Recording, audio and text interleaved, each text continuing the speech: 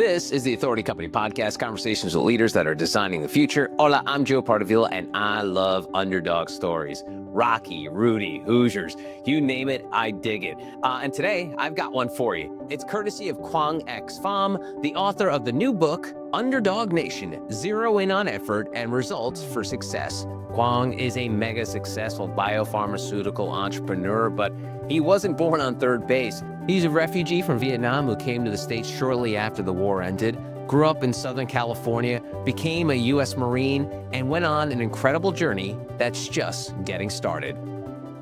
Quang Pham, welcome to the podcast. How are you? Joe, good to be here. Thanks for having me. You're very welcome. You're a very busy man, jet setting. You're talking to me from your hotel room, so I appreciate you carving a little time. We're talking after your book launch, so congratulations on all the success so far. What's it feel now to give birth to the book, by the way? Let's start there. Like, what are the feelings like going through you right now? Well, I'm giving it birth to a book before, so this is my second time. So, you learn the ropes a little bit second time around. The writing, the isolation, the editing part, and obviously the final product. The book, the dust jacket, and just holding it in your hand. So I think the Forbes book team has done a tremendous job. I'm very happy with the product, and so far early praises and commentary from friends and other business associates who got advanced copies have been very positive. So very happy overall. Awesome. Well, let's start with the fact that, you're a refugee from Vietnam, and my mom was a refugee from Cuba who came over in the 60s. And there's something about, and speaking in broad general terms, as you'll get to know, Quang, is the idea of like this DNA of a refugee and the ability to succeed and to survive, the first step, survive and then succeed at all costs.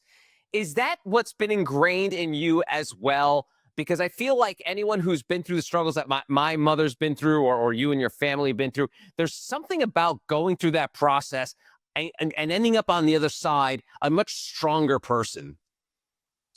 Well, you're right, Joe. I think it's that common bond of having to flee, whether it's communism, oppression. There is a difference between a refugee and an immigrant in terms of an economic immigrant. And I think the fine people of Cuba in the late 50s and early 60s and the people of South Vietnam, my former country, we both faced communism and a way of life that some of our family members and our parents and our grandparents made that decision. I think the common bond is we got to come to America.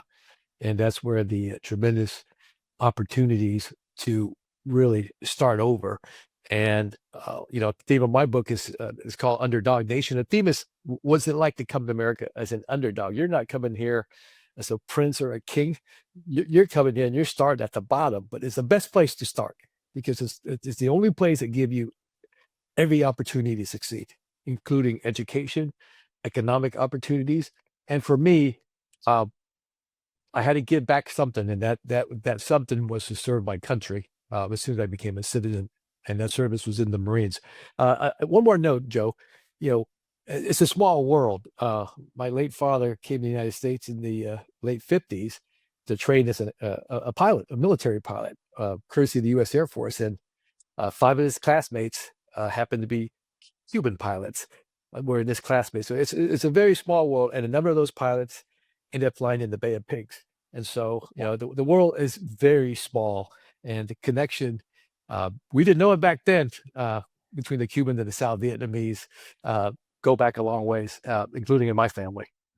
Wow, that's great. No, that's great. And so so as you know, with refugees, there's that sponsorship thing where you have to have someone essentially vouch for you. And so my mother's family had someone vouch for them in New Jersey, which again is kind of the incredible like serendipitous of like the fate. Like you don't know, like you just have no idea where you may end up. My mother ended up in New Jersey, met my dad, raised a family from like the ground up, had a couple sons, and the rest is pretty much history. How about what was yours like? Where did you end up when you first came here? And one of those things like, what the hell is going on here? Well, I think as an adult, I learned a lot about the Vietnam War through the American historian lens, through the military historian lens, and also through Hollywood. And so from our lens, the war ended abruptly. We lived in South Vietnam. We just thought the war would go on forever. And then growing up, my thought was I would become an adult and join the service and keep fighting the communists forever. And then the war ended abruptly 50 years ago this month. And so when America evacuated us, and we were part of less than 1% of the South Vietnamese population that got out in 1975. And there are different waves, just like the Cubans came in different waves, right? Starting in the late 50s, 60s, and through the Mariel boat lift in 1980. And so we had to get sponsored. We went to a refugee camp in Arkansas when the war ended and we were airlifted out. And so we waited there for a few months, and an American family in Southern California. And back then, it was a tough time in this country in the 70s with the recession and inflation. And so the government didn't want all the refugees to end up in one place. That would take too much of an economic toll. They wanted to spread us out. So I think the number of church organizations, religious groups like the Lutheran services to Catholic charities helped resettle many of us. But we were sponsored by a U.S. American family in Southern California, about an hour north of downtown LA. Wow. And so as a kid coming from the tumult of Vietnam to then the tumult of America, like you said, the 70s was not one of the brightest moments. How old were you when you kind of set up roots in Los Angeles? I was 10. I had just finished the 5th grade in Saigon, the former capital of South Vietnam, now called Ho Chi Minh City. And so you're 10 years old. What was your self-awareness level like? Because at 10, I could probably say I was an idiot. I had no idea what was going on in my life.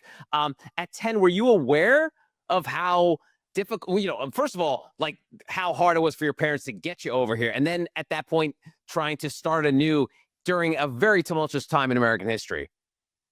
I think growing up in the war, you grow up very fast.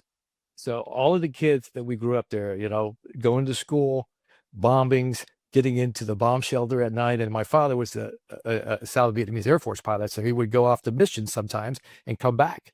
Because Vietnam was a small country, and so we grew up very fast. And it was when we landed in the United States, the biggest difference was the culture and the temperature. It was cold. In Southern California, it was in the 60s, and it was cold. I think the culture, it was something that the kids, they didn't know who I was. Everybody thought we were Chinese, and they were doing the kung fu Bruce Lee thing. So I'm like, wow, they think I'm a movie star.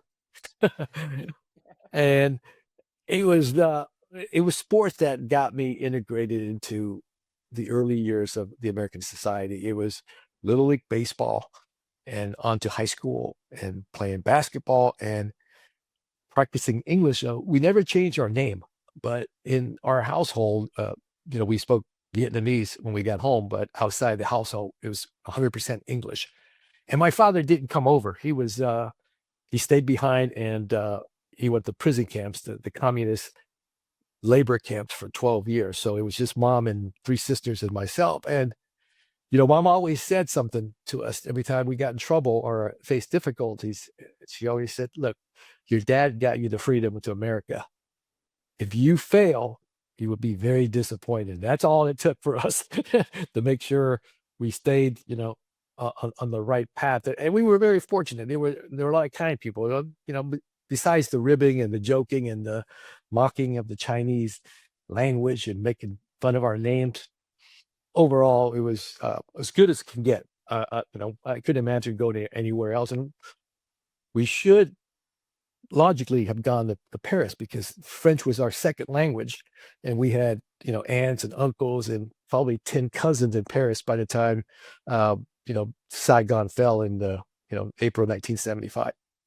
Wow. Well, for a couple things there, I would say first, Vietnamese mothers sound like Cuban mothers. They love the guilt trip. So we have in common. And also, Quang, what lightweight. You were cold in the 60s? My poor mother from Cuba had to come up into New Jersey, freezing your ass off, and you're in 60-degree weather being cold. Come on, Quang. No, Vietnam near the equator. Southern California in June was cold. You got the marine layer, the layer doesn't get clear till 1 o'clock in the afternoon. Oh, that's funny. All right. So one thing that you did that, I have a lot of pride and respect for people to join the military. Like looking back again, at 10 years old, I was at 18. There was no chance in hell that I would ever see myself in the military. Was it a lot of, obviously pride of being, embracing your new home country, but was it following your father's footsteps? What was the motivation to join the armed forces? Yeah, so for the first 10 years, I had no inkling, no dream that the United States would trust, a 5'8", 135-pound kid from Vietnam to fly, a jet, helicopter, or plane. I became a citizen after 9 years, and I was going to school in UCLA in Los Angeles, and I ran across a recruiter, and he heard my family history, and he said, "Look, if you want to serve your country, this is the time to do it. You can always go to business later." And it brought me back to my childhood dream, which was to follow my father's footstep, to be a military pilot, because that's all I knew growing up. But I felt a sense of obligation, because there was, there I was 10 years in, getting an education, got my citizenship. Life was pretty good. I thought about all the kids who didn't make it out of Vietnam. A lot of my peers, I never knew what happened to them. Then I had some friends whose fathers, whose uncles were Vietnam vets, and some of them didn't make it out either. And so, it just hit me sometime after I got my citizenship that, wow, you know, maybe I should do this. Maybe I should do this before I go into the private sector. Wow. Wow. That's great. Like I said, super respect, super props for all of you that do it. And um, so then, I often joke on these podcasts, Quang, is that my family very much that immigrant style of like work for the man. Like, I think there's two kinds of like immigrants slash refugees who are the ones that want to have like that 9 to 5, get paid every 2 weeks. And then there's the psychopaths like yourself, Quang, who want to go into entrepreneurship. Tell me about that wiring of deciding to do things outside of the box. Obviously, you were already breaking the box when you came to the States, but like following that entrepreneurial spirit right out of the military.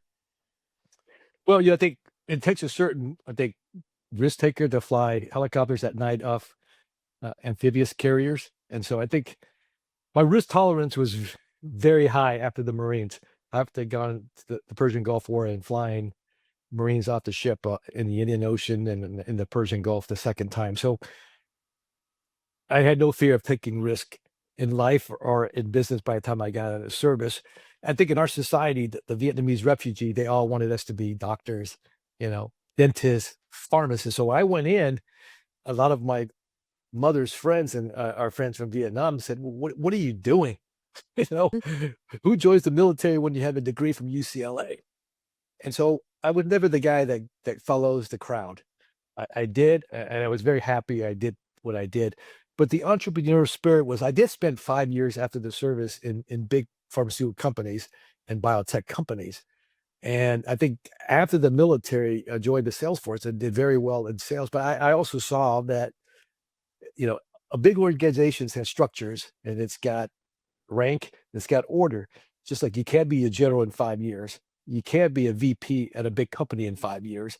And so by the third year, I was getting itchy. And so the dot-com era was coming around in Southern California. And so in 1999, 2000, I decided to leave a big biotech company. And at that time, founded a company in the early internet era called mydrugrep.com, and it immediately raised 5 million and raised, a lot more money to follow. So it was during the dot-com era where I knew 5 years of business experience.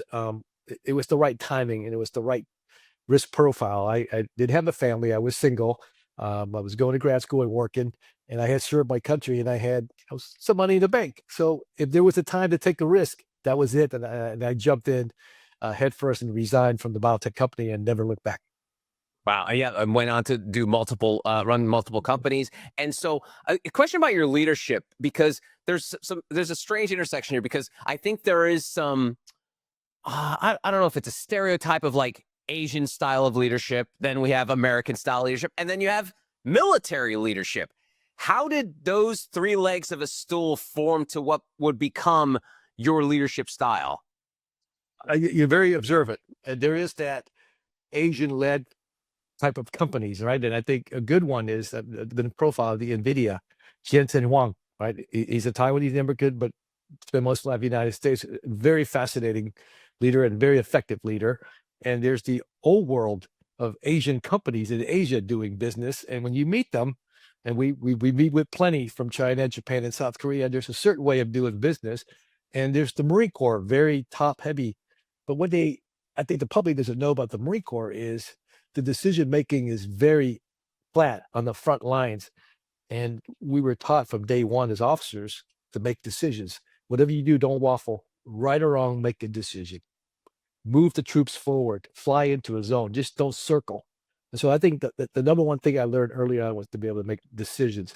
And so I brought an adaptive style from my experience and observing people at the biotech company I worked at, as well as you don't need consensus. You need to listen. But ultimately, if you're the CEO, if you're the chairman, and there are difficult decisions, you need to make a decision and move forward. And you adjust. If it's the wrong decision, that it's just like flying or navigating a ship. If you're off course, make the correction. Don't wait, a day or two or a year. Make the correction as necessary, but make it after you make the decision to move things forward. And that's what we try to focus on, is to move the business forward, move any endeavors forward, because the worst thing you do is you sit back and you let the external factors control you, or you're afraid to make decisions. And I think these are difficult times, and you'll see companies and leaders make decisions despite the fact that they can't control what's going on around them, in the external world.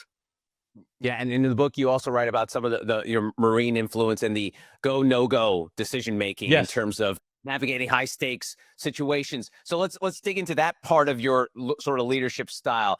Go no go, for like, I think regular people be like, that sounds scary. Go no go, man. That's blank or you're off the pot kind of thing. Tell me about that sort of mentality in your leadership style. Yeah, so I learned that in the Marines. We had a go no go, and it's very commonly used. It's just not the Marines. Other organizations used to go no go, and it's like you're never gonna have 100% certainty in financing, in economics setting, and everything is not always lined up. So you have to have, where is that breaking point? Where is it that you're not gonna be willing to take the risk and no go? And you got to determine that beforehand. So I learned that from there. And I think how I applied it to the business side is that the previous company I was in, the Sparrow, we had a finite amount of capital, like most biotech companies. We were early in our fundraising, and we had an opportunity to merge with another company with several products. So we set some go no go criteria. If the price was too high, we're not going to do it. If we're going to give away 90% of our company, we're not going to do it. So I think you have to get that going into a negotiation, and you have to have that to have your decision matrix. So now, not everything is, like you said, life or death, go no go, like it was in the Marines. In the business world, that helps you make decisions.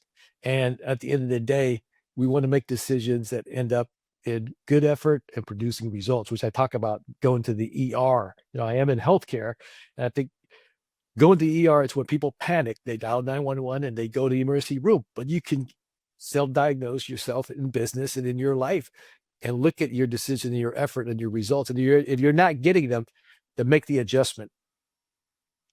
That's great. Good stuff.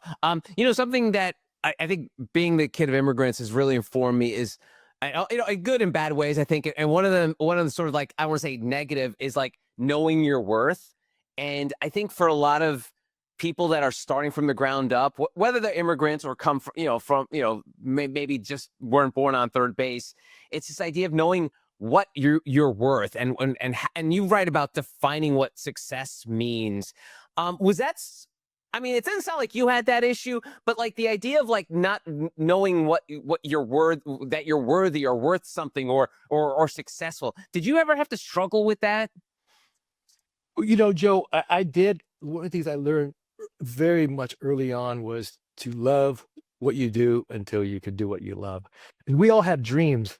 We all have aspirations. We always look forward to the next vacation, the next job, the next promotion. And I always looked at all my jobs, whether it was starting out as a newspaper boy, delivering the Los Angeles Times at 4:30 a.m., or scrubbing toilets and working my way through college. You got to be good at it. because if you do well, if you love what you do at that time, things will open up for you. You're not 1 foot in, 1 foot out. So wherever you are, make the best of it, because then the doors will open. Your current employer, the people you work with, will see it. They're not seeing you dreaming of, getting a promotion or going to another company or changing career. So I always tell my friends, you can have dreams and aspirations, but just keep doing what you do and love it. Love what you do until you can do what you love. That's awesome. Awesome. And Kwang, I've spoken to hundreds, if not thousands of entrepreneurs over the last 5 years. And one of the things that, and I think it's one of the reasons like I was always afraid of entrepreneurship is, and this is a recurring theme for a lot of them, Kwang, and you may feel this is, you start a company, it's yours, it's your baby, like talk about your book, but also no one is going to love that company, that mission, that product that you're selling more than you do. And so when it comes to building a team to fulfill that mission, to create that product, tell me about hiring and finding people that will maybe not equal your passion for said company or product, but will meet you where you are to grow a successful company. So once again, I think you read from the book. I attribute a lot of my early leadership from the Marines, because that was my first job after graduating from college. And one thing they taught us early was that you always want to have your number two. If the platoon leader goes down, somebody steps up and takes over the platoon. And when we flew helicopters, we had a helicopter pilot in command and a co-pilot. Okay, you got to be able to do that job, because someday the helicopter that's in second in charge, the co-pilot, becomes the helicopter in command. So I've always had that mentality. And so my first startup, I was the only one without an MBA. So I brought in some very, very intelligent folks from Wharton, Harvard, Stanford. I surrounded myself, and the respect for their education and their experience, and it became not my company. It was always our company. It was always replacing I with us and we. It was never my Marine Corps. It was our Marine Corps. It was that my company was our company.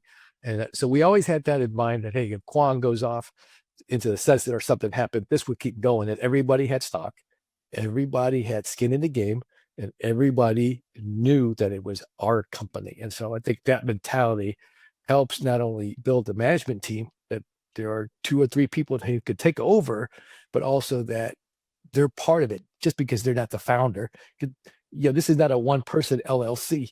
This is a multi-layered, many investor company. Is all of our company, just like the company we have now, Cadrino. It's our company. It's not mine.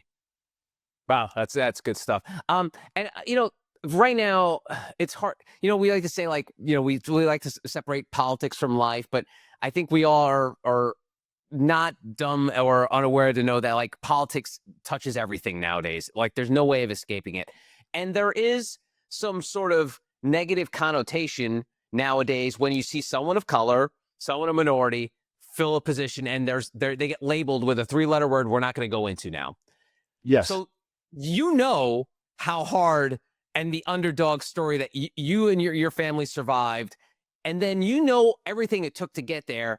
But then there's going to be someone from a person you may not know, but may see someone like Quang and be like, oh, this person's a blank. Oh, I see. This person didn't earn what they get.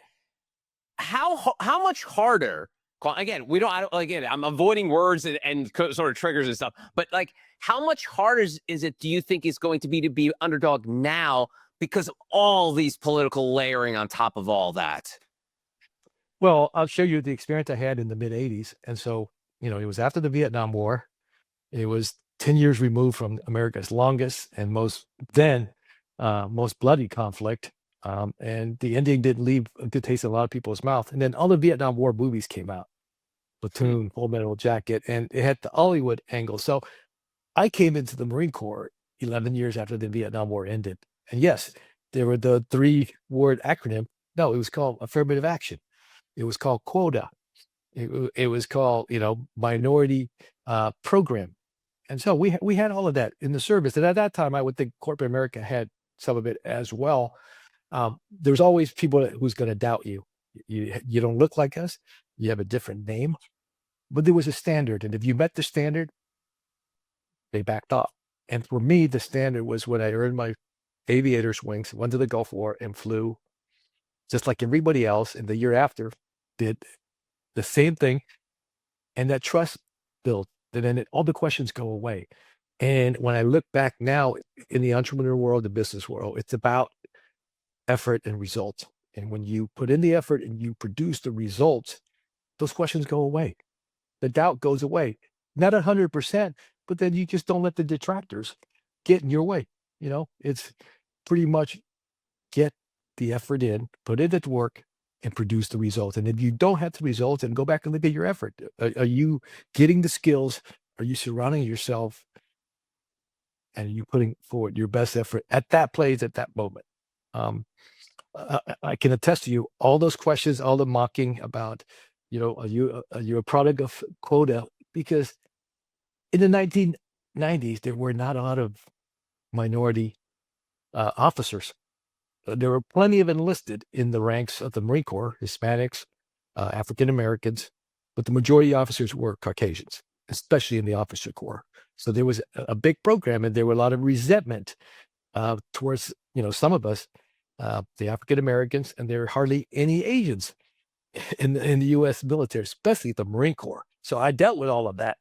When I went to work for large companies, there were programs towards all of that, but I focused on producing the sales results.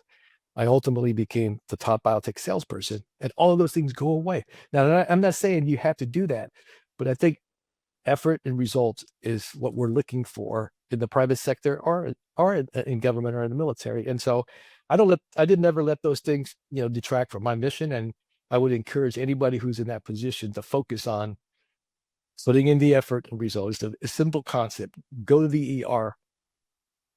Love it. Love it. That's good stuff. Thank you. Thank you for indulging me. I know you probably didn't expect to get into this little area, but I think it's important to discuss now because I feel like, Quang, I don't know if you do too. It's like we all think like everything is happening for the first time, but you describing your experience 30, 40 years ago happening now, it's like, wait a minute, didn't we see this movie before? Like, what's going on? Like, why can't we learn from our mistakes? And I think it's just one of those things where it's sort of like that recency bias. We only know what we know that's recently just happened, and everything. And a running joke is like whenever you talk to someone, Quang, you guys say, "Hey, have you heard of this song?" And they're like, "Oh no, that song came out before I was born." I'm like, "Well, yes, but you can listen to music that was made before you were born." So it is funny how people should do a better job of looking back at our history, and they don't have to go that far. It's like you have to go back to World War II history. The 80s and 90s were not too far too that long ago, was it? But there's been a lot of progress, right here in the state of Yeah. Florida, right? You have a senator that's of Cuban descent who's now the Secretary of State. When you look at our military, we've had, Chairman Joint Chief of Staff who's African American. I think two of Japanese American. Okay, a friend of mine that escaped Vietnam became a 2-star general in the Army. So there has been progress. That's what you have to look at the challenges, the difficulty, but you have to look at the results. Now, I'm not sure if policy did that or individual effort. I can look at the results. It's a lot better than it was 30 years ago when I was in the service. And you look at the entrepreneurial, which I chose to enter.